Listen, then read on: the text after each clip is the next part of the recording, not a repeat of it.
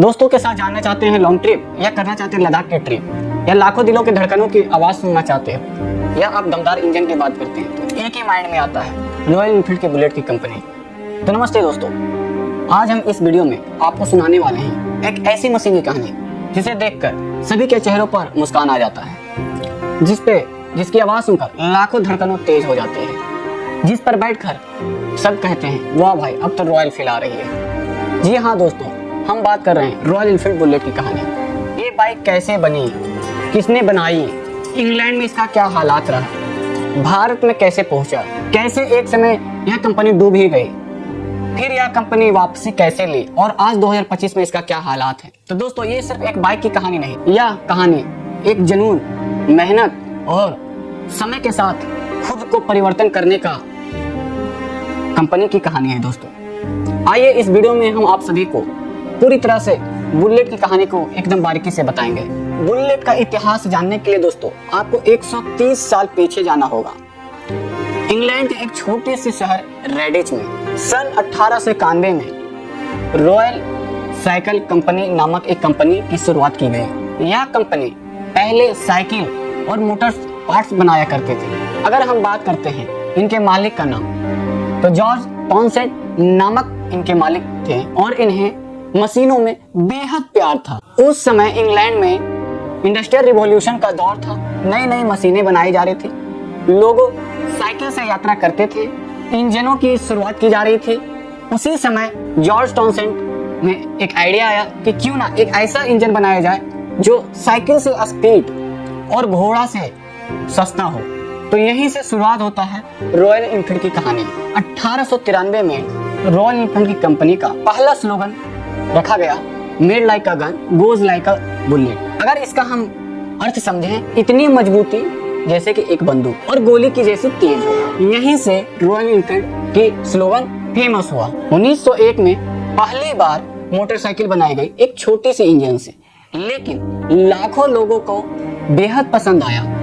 उस समय के दौर से उस इंजन में काफी कमी थी, लेकिन लोगों ने दो पहिया पर इंजन दौड़ते देखकर खुशी जाहिर की है। फिर कई सालों तक मॉडल सुधारे, इंजन और मजबूत की गई और डिजाइनों में बदलाव आए। साल 1931 में मॉडल आया, वो था बुलेट। यहीं से लेजेंडरी पैदा हुआ। इंग्लैंड के आर्मी को यह बुलेट दिखाया गया और इंग्लैंड के आर्मी द्वारा बतलाया गया कि यही बुलेट हमें चाहिए। अब शुरू हुआ बुलेट का सुनहरा मौका या सुनहरा दौर आप बोल सकते हैं। साल 1930 में बुलेट को इंग्लैंड के आर्मी को एक ऐसा बाइक चाहिए था जो कीचड़ में, पथरीली जगहों पे या पहाड़ों पे चल सके। उसी समय रॉयल एनफील्ड को ट्रायल में दिया गया। फिर क्या, बुलेट कीचड़ हो, पहाड़ी रास्ते हो या पथरीली जगह हो, सभी जगह पे बुलेट बाइक चलने लगी। इस प्रकार से आर्मी लोगों को यह बाइक बेहद पसंद आया। वर्ल्ड वार 2 में बुलेट ने एक अच्छा रोल निभाया, आर्मी के लिए भरोसेमंद साबित हुआ। और वर्ल्ड वार 2 के समय, उस समय आर्मी हो या पुलिस हो, उस समय बुलेट की प्रशंसा हर जगह होने लगा और यहीं से बुलेट का एक और सुनहरा मौका साबित हुआ। बात यही नहीं, बुलेट लोगों के दिलों में भी जगह बनाने लगा और बुलेट की आवाज को इतना पसंद आने लगा कि लोगों ने इसे खरीदना शुरू कर दिया। लेकिन उस समय बुलेट काफी महंगे साबित हुए, लेकिन अमीर लोग इसे खरीदा करते थे और इसका इस्तेमाल करते थे।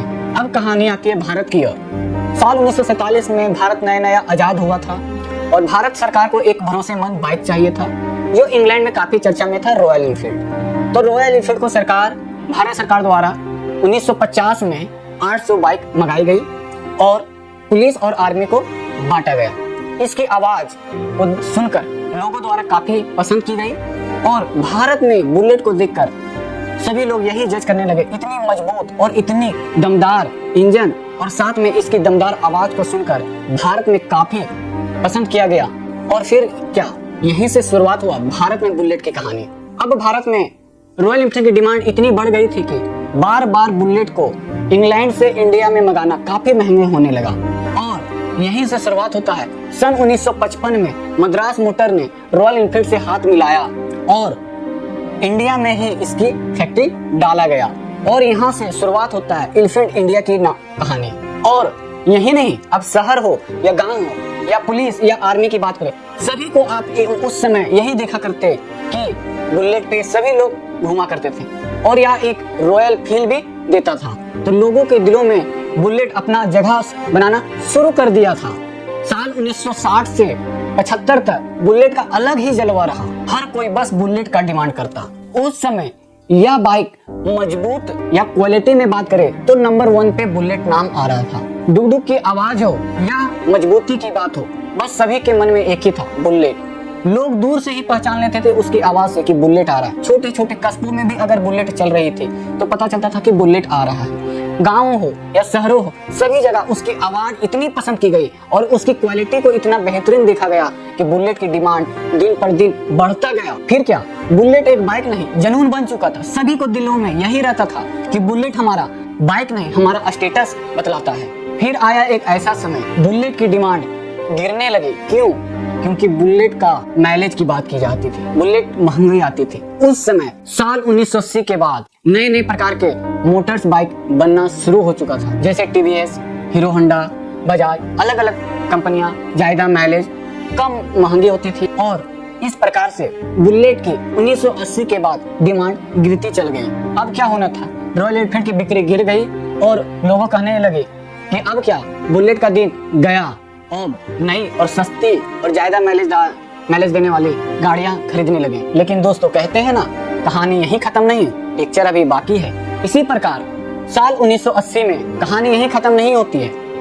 फिर से साल 1994 में एसर मोटर ने रॉयल एनफील्ड को खरीद लिया और इनका सीईओ सिद्धार्थ लाल ने ठान लिया फिर से बुलेट को लाना है और फिर से बुलेट को चमकाना है भारत में। एसर मोटर के सीईओ सिद्धार्थ लाल का कहना था, बुलेट की आत्मा को मत छोड़ो, लेकिन नए जमाने के हिसाब से इससे बदलो। इंजन सुधारे गए, डिजाइन बेहतर किए गए और मार्केटिंग की गई। धीरे धीरे क्या होना था, बुलेट भारत में फिर से अपना जगह बनाना शुरू कर दिया। सन 2000 में क्या होना था, फुल बुलेट ने फिर से वापसी ली और एक धमाका दिया। क्लासिक 350, थंडरबर्ड, इंटरसेप्टर आदि प्रकार के अपने मॉडल को तैयार किया गया और मार्केट में बुलेट ने नए नए अपने मॉडल को जारी किया और इस प्रकार से बुलेट ने अपनी पूरी मार्केट को फिर से कवर करने लगा। अब क्या, युवाओं द्वारा बुलेट 2000 के बाद जो लॉन्च की गई थी बाइकें, उसे इतना पसंद किया गया युवाओं द्वारा कि 2010 के बाद एक ऐसा समय आया कि बुलेट के लिए आपको वेटिंग लिस्ट करना पड़ता था। 2015 में रॉयल एनफील्ड फिर से अपना नाम कमाना शुरू किया, नए फैक्ट्रियां खुली, नए शोरूमें खुले। अब 2025 में रॉयल एनफील्ड की ये कहानी है, हर महीने 70,000 बाइकें बनाते हैं, 60 देशों में एक्सपोर्ट करते हैं। कंपनी का रेवेन्यू 14,000 करोड़ से ज्यादा है। अब इलेक्ट्रिक बुलेट की भी तैयारी की जा रही है। तो दोस्तों, ये मेहनत और जुनून का एक जीत है। बुलेट एक बाइक नहीं, एक हमारा इमोशन है। बुलेट सिर्फ इसकी डुगडुग की आवाज दिल जीत जाती है और इसकी मजबूती और रॉयलिटी को देखते हुए रॉयल एनफील्ड को छोड़ना नामुमकिन है।